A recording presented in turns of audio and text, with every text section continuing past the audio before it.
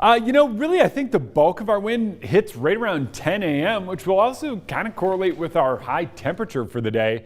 And that is going to eventually start to cool down. So my pro tip for you, do every bit of shoveling you can. I seriously might even shovel the street in front of my house.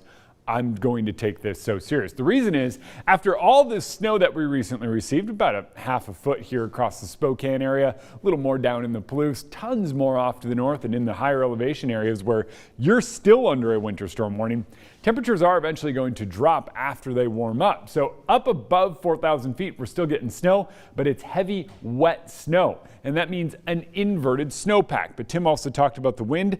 It is windy as well. So we're talking about an inverted wind-loaded snowpack. It's about as bad as it gets for causing avalanche danger. So we have an avalanche warning in place for the Cascades, avalanche watch in place in the Northern Rockies, and that is going to be something to keep a close eye on following some serious snow. White Pass? About a foot. You get over Snoqualmie, you're looking at more than a foot. You get up and over Stevens or even Washington Pass, serious snow, about 2 feet. Washington Pass now closed for the season, and we'll see when Stevens and Snoqualmie open because those are currently closed until Sunday, which is very likely. Snowy conditions up and over Lookout, and right now things are moving along, but it is nasty up there. In town, it's snow, but rain now on top of all that snow with temperatures in the upper 30s. We're at 38 degrees right now, and that keeps it all rain for us off to the north and up in those higher elevations. Once again, basically above that 4,000 foot mark, what you're seeing is snow. This right here, see this little, what looks like super heavy rain? That's actually what is known as bright banding. We're kind of getting a wintry mix, and what that's doing is those kind of snowflakes that are really wet come back and tell the radar, oh my gosh, it is the craziest rain you've ever seen. But actually that's kind of that wintry mix trying to move out.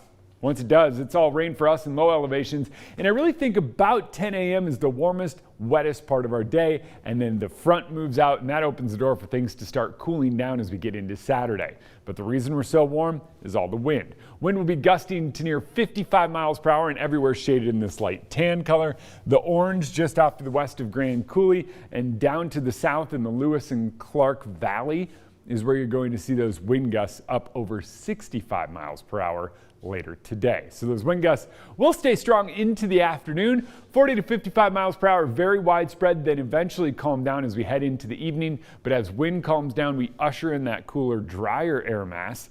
And it does look like we have the potential to be partly cloudy tomorrow, but what is likely is we get a little bit of patchy fog and a little bit of cloud cover that kind of lingers down low. So today we're rainy, windy, breezy. Tomorrow, we're cool. Look at that overnight low though. 27 for a few hours is enough to cause a hard freeze, which would mean all that slush you see on the roads turns to ice. All of the standing water turns to ice. Everything turns to ice by tomorrow morning, so shovel what you can today.